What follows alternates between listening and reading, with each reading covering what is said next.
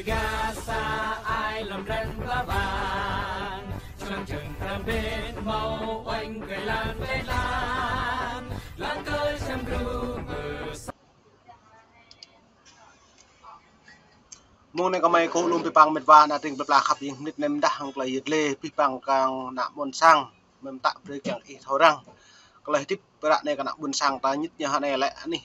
buôn sang tập ngư đây cứ lấy các bà hàng lấy nạp tạp mà lấy tiếp nâng bằng hoạn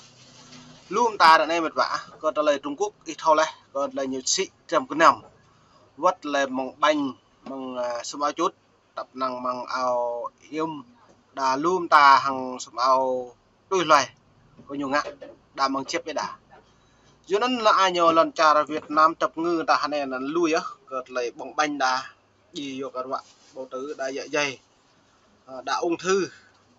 với cợt lấy bạn nó mày về bộ video mình vả cợt lấy này lại màu mạ cả đi miền Bắc cả nhiều sĩ trầm cái nam là chủ yếu sĩ bình nuôi nhiều vùng như giàu vùng sâu vùng xa hàng bằng Trung Quốc về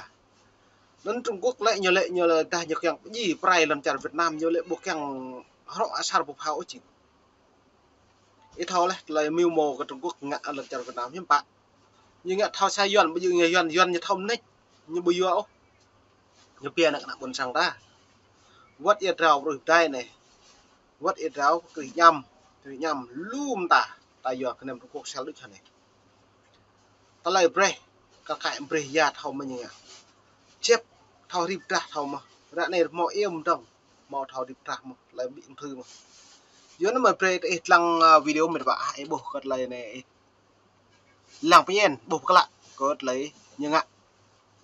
Trung Quốc ngạ này Trung Quốc ngạ là ngạ cái doan đang ngạ nó buồn sang ta đấy gặp lăng đây cắt đây sợ không cứ một bên là hai biên quá trình mình về mình chặt thì đây này vừa lấy chị cắt một cái đây này em rồi tăng đây này đây này hai cái nhìn đây này sợ không này đấy chân vào tay úi đấy úi nước của nó này áo chim đây đấy quay đi quá trình mình giặt về nó mới bung ra như mới này nó ở trong xin kiểu ảnh đặt ra dưới đó ta bỏ lại ta lại nhiều sĩ nghệ trào bằng ao pi đôi chả như thứ tư mà rằng cả bộ lệ bằng nâng bằng tầng bằng xúc xích đà cái em nữ này pni cái nam Trung Quốc kia lú vào mặt hàng này tông hàng hóa mong Trung Quốc về lần chào Việt Nam càng phải xăm bình dân như thông nách bình nạm rồng nhiều bóng những bài như về lại chơi đấy vùng sâu vùng xa tạm như các bác nào tập năng phun ở đây chẳng hạn ít lăng đập một mạng lú đã gì vô cái xúc xích bọn xí cho bình ở đây cơ đắp trầm cái nằm ít rau sang Trung Quốc nữa nhiều càng dân giàu là chết dân chết một ít lăng em nuôi là buồn sang ta này em bà lau thôn gì ung thư đã tiệm bằng tiền mỹ cái độ lau thôn span plan đại gì ung thư mà do nên mệt vả là tình buồn sang tạo một thầu bố cất lấy thịt bằng doan lại nhiều ngạ tam sẽ lên đây Trung Quốc lại nhiều một thầu lại chơi ta nhiều thầu của doan đốt ít lăng anh ngạ đây em bà như càng phải như bre cái nào như ngạ treo giá mà lên một thầu đi bây giờ lên nhiều pia được chứ càng phải tê em bà nhiều bre ở đầu dần dọ ốc bì hoàng này lu tầm nha với ngại treo máy chuột mà nhập pia đấy chỉ lu lại ui bóng đầy bởi vì nó tạo vật thầu phương hướng hiếm bạn lại càng tranh đoạn mừng có ta lại bình dần này giờ này hàng này ta buôn sang ta là một thầu là tiếp rau sao được ta bay rau mà súp rau mà mì tôm rau mà sum ao chốt rau sao là nó pre ta thầu răng bí bằng trầm cái nằm lưới trầm cái nằm một cái nằm lưới ổn là tỉnh à nhầm như cái mà nhầm chỗ mò hẻm bự tầm lại nhầm nó nhiều cái nghĩ trời nhiều kích thích ta bỏng nào em bạn một là vạ tay đá số đá lệ liền quay ta nhầm luôn ta nên tao lại là mày tụi bọn này tay một cái đồng tạt y đút mệt bạn là thì ra này lui thật là vạ mặt tư đã buồn sang ta hai này em bạn yên rào mà yên đầm nhầm mi yên rào mà tôm đại rồi sao được chừng phải chỉ là ta chẳng thịt đa thịt là dạ đã đừng ra thịt mò hết đâu thun rồi nút ta được một ta thịt hàng giờ hàng này được lau thun bạc thun đâm mèo cái gì á bộ mọi gì cả tha gì cả vậy ít rồi tôi bố lại rụp này bố mà pre phùng này cái chốt đấy bố à bố à để lăng à đấy hai viên thuốc pre bố để lăng đen Sợ không? thuốc nhà ta thuốc ở trong này Dính tay. chụp ảnh lên rồi Quay đâu chia sẻ cho tất cả xem nghe. nó để thuốc gì nhỉ Không biết. không rõ Đấy mọi người nhìn xem. bên Cái này sao phụ nữ không bị ung thư? bên trong một túi thuốc này ung thư vú này cái kiểu này đây áo mới mới tinh mới mua về đây Tại bên kia nhìn thấy có 2 viên thuốc. bên kia là dính bông để ra được rồi mỗi bên này nó cho 2 viên à bố lẽ nhận các giá đâu có cả cái nước nhầy gì nữa. áo mới mua đây bên trong có nước nhầy ra có 2 viên thì không biết sao tự nhiên phát hiện ra chị sờ cái lúm áo này là thì Hà lên sờ thử xem thế xong là chị mới bảo cắt thử ra xem là có cái vỡ đây cô có cái vỡ Cái đấy chắc không biết. này này nó ươn thế này đây em sờ xem nhà rịp rằng nhờ áo bên mặt mình gì có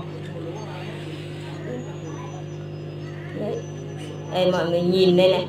áo mới mua chưa mặc lần nào đấy đấy trong này có túi thuốc sợ chưa cắt tiếp bên này nhá mua bao tiền sao đấy này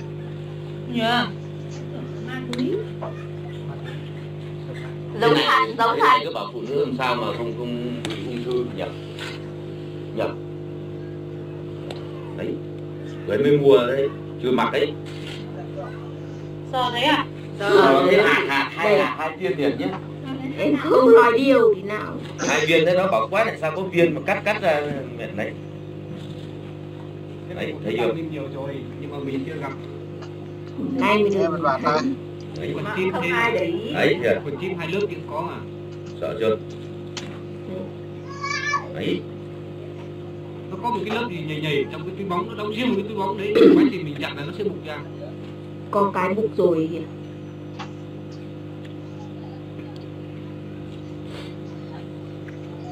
sợ thi. Này người vào, đang ở Trung Quốc nhận ở Việt Nam bên vải đang ấy mày đây người vặt Doan nhập về là quân sang tái ấp lời bữa đấy, vật bay người vật đâm về quân sang tái gì rồi bên trong có nước ghê không? cuối là gì đấy đây thì cứng lắm cái bên này đập nặng là chuyện gì là chắc nó tan ra quốc hiện cái nhô như nghe là quân sang là gì Quá trình mặc lâu ngày là nó sẽ ấy đấy. vẫn còn đây. Mà cái nào cũng có sợ quá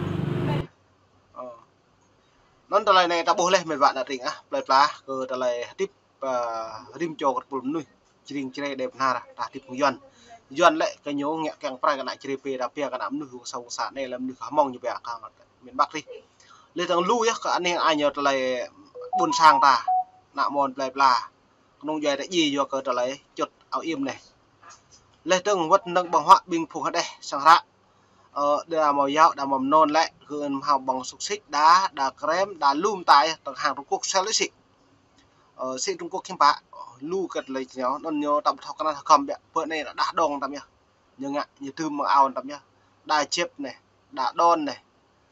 đá mông này đá điện thoại này nhưng ạ ít rào xe lịch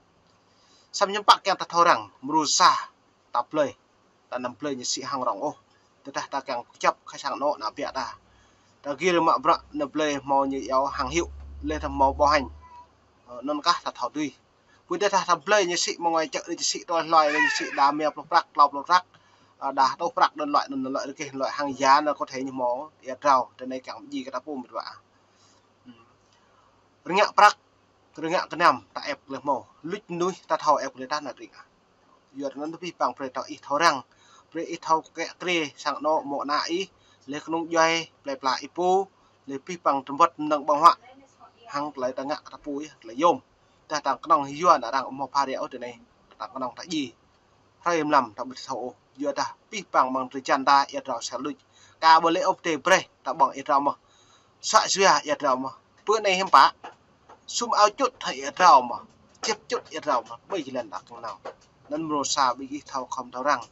rạng cất lấy tip ta bằng kháng thao plư thao cung cốp thao plư sang nọ ta thao về lăng nạp vẹt ta răng cái nhầm plư hàng yết rau hàng bánh bóng hàng sum áo chút lùm ta này tôi mới bốc cỡ ta lại bình dân như nghe thực hiện là lại lưu nhập về yết rau rồi sum áo đây nhập về trình đi đá trình này nhập tục cái nào buồn sáng đấy mà